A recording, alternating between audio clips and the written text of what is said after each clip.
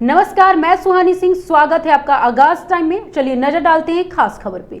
लखनऊ के इंदिरा गांधी प्रतिष्ठान में आज केंद्रीय सामाजिक न्याय एवं अधिकारिता राज्य मंत्री बीएल वर्मा ने नमस्ते डे कार्यक्रम में हिस्सा लिया। उन्होंने मशीनीकृत स्वच्छता इकोसिस्टम को लेकर चल रही नमस्ते योजना की उपलब्धियां गिनाई और कहा कि यूपी के नगर निगमों में अब मशीनों से काम कराया जा रहा है, जिससे सफाई कर्मियों की सुरक्षा सुनिश्चित हो रही है। कार्यक्रम में सफाई कर्मचारियों ने रेड कारपेट पे वर्क कर सुरक्षा उपकरणों की मॉडलिंग भी की। मंत्री ने यूपी के ओडीओपी प्रोडक्ट्स को लेकर भी सराहना की और योगी सरकार की माफिया विरोधी कार्रवाई पर और धर्मांतरण सिंडिकेट के खिलाफ उठाए गए कदमों की भी तारीफ की। मैं आज लखनऊ के सभी उन सीवर सेप्टिक टैंक के स्वच्छता कर्मियों के लिए बधाई देना चाहता हूं। उनके लिए नमस्ते योजना का कार्यक्रम यहाँ पर हुआ है और हमारे उत्तर प्रदेश सरकार के दोनों ही मंत्री इस मंत्रालय से संबंधित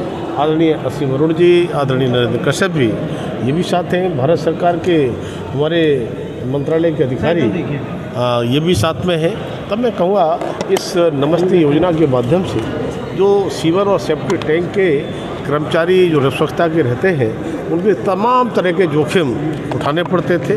उनके लिए पीपी किट से लेकर के आधुनिक मशीनों के साथ कैसे उन सेप्टिक टैंकों की सफाई करें, सीवर की सफाई करें, किसी प्रकार का उन्हें जोखिम ना उठाना पड़े, इसके लिए उनकी जागरूकता के लिए भी, उनके पीपी किट देने के लिए भी ये कार्यक्रम का आयोजन किया है।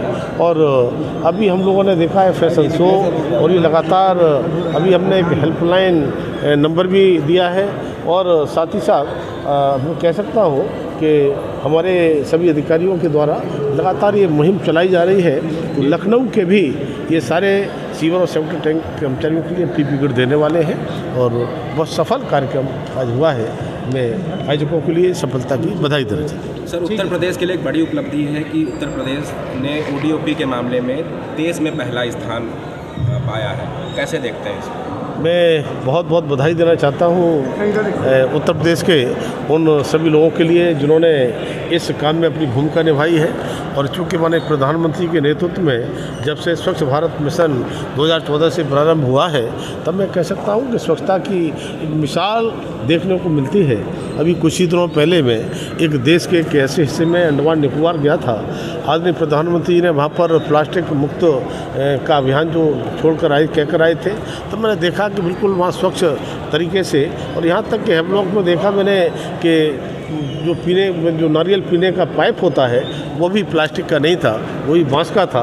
तो इस समय स्वच्छ भारत मिशन के अंतर्गत लगातार तेज़ी के साथ काम हो रहा है और देश के 140 करोड़ लोग उसमें अपना सहयोग देने का काम कर रहे हैं। ठीक है। सामाजिक सुरक्षा के लिए क्या है लोगों के लिए, खासकर जो दबे कुचले लोग हैं? देखिए, सामाजिक न्याय और अधिकारिता मंत्रालय हर क्षेत्र में हम उनके लिए सुरक्षा से लेकर सेवा से लेकर देने का काम करते हैं। किस प्रकार के सहयोग की आवश्यकता है, चाहे सामाजिक क्षेत्र में हमारे दिव्यांगजन हो, चाहे वरिष्ठ नागरिकगण हो, चाहे डीएनटी हो, चाहे हमारे ट्रांसजेंडर हो, सभी क्षेत्रों में लगातार हमारा मंत्रालय काम करता है। और आज हम कह सकते हैं कि आदरणीय प्रधानमंत्री के नेतृत्व में जो सबका साथ सबका विकास और सबका विश्वास और सामूहिक रूप से इस देश के विकास में सबका प्रयास होना चाहिए, इस मंत्र को आदरणीय प्रधानमंत्री ने कहा ही नहीं है, उस मंत्र को चरितार्थ करने का काम किया। सर, केंद्र और प्रदेश सरकार ने मिलकर झांगुर के जैसे नेटवर्क को तोड़ने का काम किया है। कैसे देखते हैं इसको? देखिए, इस प्रकार के नेटवर्क जो भी रहे हैं, पहले भी आपने देखा होगा, बड़े बड़े माफियाओं को बड़े बड़े ऐसे इस प्रकार के लोग रहे हैं जिन्होंने देश के लिए, प्रदेश के लिए वो नुकसान पहुंचाने का काम किया है। उसमें ही एक छागुर जो धर्मांतरण के लिए कहाँ तक विदेशी ताकतों के साथ मदद करते थे, लेकिन ये योगी सरकार है। योगी सरकार में जिस तरह से कानून व्यवस्था चुस्त और दुरुस्त हुई है, तब मैं कह सकता हूँ कि इस तरह के लोग बख्शे नहीं जाएंगे, उनके खिलाफ कड़ी से कड़ी करेंगे। सर, विपक्ष लेकिन एक सवाल खड़ा कर रहा है धर्मांतरण वाले मामले पे। वो कह रहे हैं कि इतने सालों से सरकार कहाँ सो रही थी जब इतने धर्मांतरण हो गए और अब कार्रवाई की जा रही है। विपक्ष 2017 से पहले अखिलेश यादव जी की सरकार में देखा होगा कि किस तरह से तुष्टीकरण की राजनीति होती थी।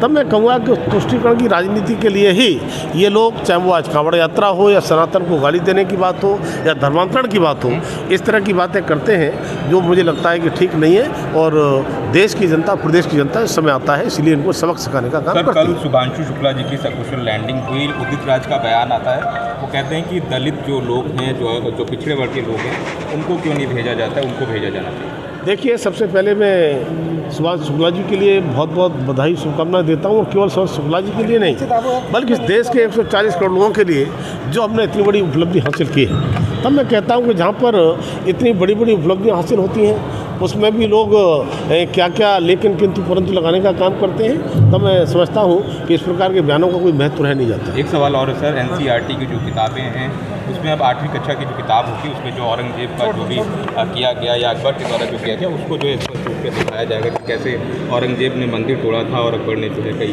आक्रमण। देखिए, हम सब जानते हैं हमारा भारत लंबे समय तक मुगलों का, अंग्रेज़ों का गुलाम रहा है। लेकिन आदरणीय प्रधानमंत्री के नेतृत्व में जिस तरह से गुलामी की जो दास्ताएँ रही हैं, उनके प्रतीकों को हटाने का काम लगातार हो रहा है।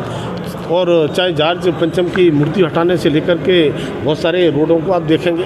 तब मैं कहूँगा कि इस प्रकार के जो कृत्य किए गए हैं, तो जनता के लिए, हमारी आने वाली पीढ़ी के लिए ये पता होना चाहिए किस तरह के जुल्म हमारे ऊपर ढाई गए।